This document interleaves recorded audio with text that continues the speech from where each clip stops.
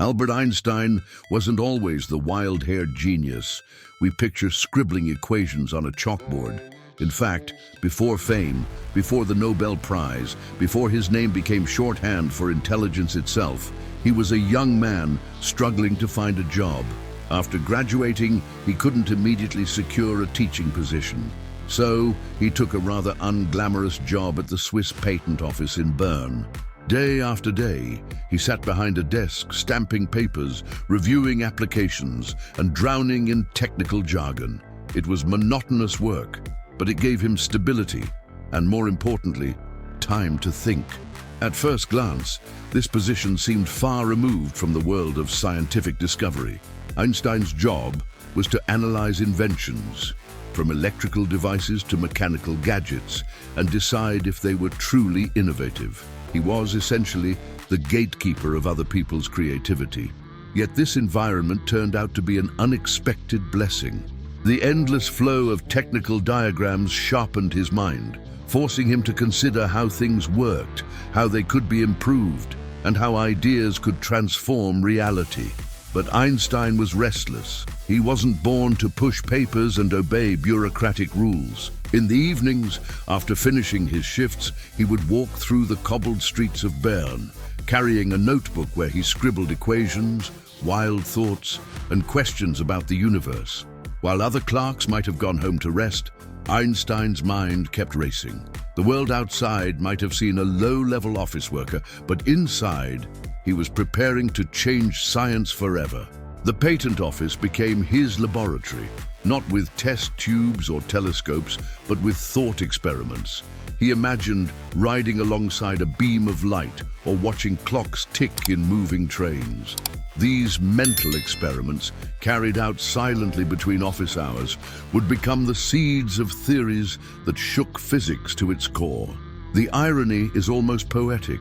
While his official task was to judge inventions, his true invention was invisible, a new way of understanding time and space. In those early days, no one suspected that the quiet clerk with the messy hair was on the verge of rewriting the laws of the universe. He was just Albert, the polite but slightly absent-minded employee who sometimes forgot to wear socks. And yet, behind the ordinary facade, an extraordinary revolution was brewing. By day, Albert Einstein was just another name in the office registry, but by night, his mind traveled through galaxies, photons, and the mysteries of time. He didn't have a lab, assistants, or prestigious university halls. His tools were paper, pencil, and imagination. Einstein was practicing something radical, science as a secret side hustle. While colleagues might have gone home satisfied with routine, Einstein's evenings were dedicated to pursuing questions no one dared to ask. One of his favorite mental games was imagining what it would be like to ride alongside a beam of light. Could you catch up to it? Would time stand still? Would the world freeze in motion? These thought experiments, which seemed almost like science fiction, laid the foundation for the special theory of relativity. To Einstein, the universe wasn't rigid. It was elastic, playful, and stranger than anyone had dared to imagine. The funny thing was, no one around him realized what he was doing. His bosses at the patent office thought he was a diligent employee, but not extraordinary. His friends often joked that he was a daydreamer. They didn't know that his daydreams were mathematical revolutions. This dual life, clerk by day, genius in the making by night, gave his story the same charm as a superhero origin tale. Instead of a cape, Einstein wore a wrinkled suit. Instead of fighting villains, he battled the mysteries of nature. Even in his private time, Einstein wasn't a solitary monk. He belonged to a small group of friends who called themselves the Olympia Academy. They weren't famous scientists, but rather a circle of curious minds who gathered in coffee houses to debate philosophy, physics, and everything in between. Over cups of coffee and cheap cigars, Einstein refined his wild ideas, tested his reasoning, and found the encouragement he needed. This group was his informal university, and their debates became the soil where his theories grew roots. The more he questioned, the more he saw cracks in the way science understood reality. To him, Newton's rigid universe, where time ticked the same everywhere, where space was absolute, felt incomplete. Einstein didn't want to just polish old theories. He wanted to tear them apart and rebuild them. And all this, remember, was happening while he was still checking patent applications, unnoticed, in a modest Swiss office. The future genius of relativity was still an anonymous clerk, secretly plotting a scientific revolution. In 1905, something extraordinary happened. Einstein was still working his modest job at the patent office, but his notebooks were overflowing. That year, he decided to unleash his ideas on the world. Without a university title, without a laboratory, and without fame, he submitted not one, not two, but 4 groundbreaking papers to the leading physics journal of the time. Each paper challenged an entire branch of science. Later, historians would call it his annus mirabilis, the miracle year. The first paper solved a puzzle about light. Einstein proposed that light wasn't just a wave, as most believed, but also behaved like particles, quanta of energy. This radical idea would eventually win him the Nobel Prize, though not until years later. At the time, it seemed almost outrageous. Who was this unknown patent clerk to challenge the established wisdom of physics? Yet his logic was clear, his mathematics sharp. Einstein wasn't just questioning the rules, he was rewriting them.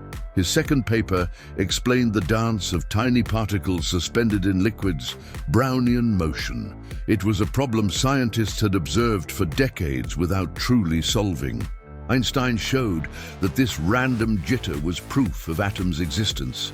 Imagine the invisible building blocks of matter, confirmed not in a grand laboratory, but through the scribbles of a clerk's notebook. It was as if he had proven reality itself was made of Lego bricks, invisible until then. The third paper was perhaps the most daring. Einstein introduced the idea of special relativity, where time and space were not absolute. He showed that clocks tick differently depending on how fast you move, and that simultaneity was an illusion. This wasn't just physics. It was a revolution in how humans understood existence itself. Suddenly, time was flexible, space was bendable, and the universe wasn't the stable, predictable stage Newton imagined. And then came the cherry on top, his paper that quietly introduced the world's most famous equation, E mc2. Energy and mass, he showed, were 2 sides of the same coin. That simple formula would one day unlock nuclear power and change geopolitics forever. But in 1905, it was just another idea from an unknown man in Bern. Imagine, in the span of 1 year, Einstein had written his way from anonymity into immortality. At first, Einstein's papers caused only a quiet stir. Scholars debated them, some dismissing the unknown clerk as a bold but naive outsider. Yet little by little, his ideas began to spread. Professors in Europe couldn't ignore the clarity of his logic. Soon, physicists realized that this patent office worker had just upended centuries of certainty. It was as if a nobody had walked onto the stage and stolen the show without even rehearsing. Then came the breakthrough moment, 1919. Astronomers tested Einstein's prediction during a solar eclipse that gravity could bend light itself. When the results confirmed his theory, newspapers around the globe exploded with headlines. Overnight, Einstein went from an obscure thinker to the face of modern science. His photo, with wild hair and thoughtful eyes, was printed everywhere. Suddenly, the man who once worried about paying rent was a household name, but fame was a strange companion. Einstein wasn't a man of luxury or spectacle. He preferred worn-out sweaters to tailored suits, quiet walks to fancy parties. Yet the world couldn't get enough of him. Universities fought to offer him positions. Journalists followed him, asking for quotes. Admirers compared him to Newton, calling him the genius of a new era. For Einstein, who once scribbled in solitude, this sudden spotlight was both flattering and overwhelming. With fame also came misunderstanding. Many quoted him without reading his work, treating relativity as a metaphor for philosophy or even fashion. Some thought everything is relative meant moral chaos, which had nothing to do with physics. Einstein often joked that only a handful of people truly understood his theory. Still, he embraced the role of cultural icon, using his platform not only to teach science, but also to speak about peace, justice, and humanity. By the 1920s, Albert Einstein was more than a physicist. He was a global celebrity. He toured the world, lectured to packed halls, and was cheered like a rock star wherever he went. Yet behind the fame, the same curious boy remained, the dreamer who once wondered what it would be like to ride a beam of light.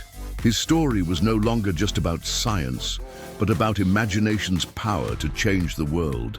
Einstein's name became more than a scientist's signature. It became a synonym for genius itself, yet he never wanted to be worshipped. He often laughed at his own absent-mindedness, reminding people he was far from perfect. He played the violin, enjoyed long walks, and cherished simplicity. For all his fame, Einstein remained at heart the same curious soul who once scribbled ideas in a notebook after work. His relativity was about physics, but his life story carried a deeper lesson. Greatness can grow from the most ordinary places. Beyond equations, Einstein used his platform to fight for peace and human rights.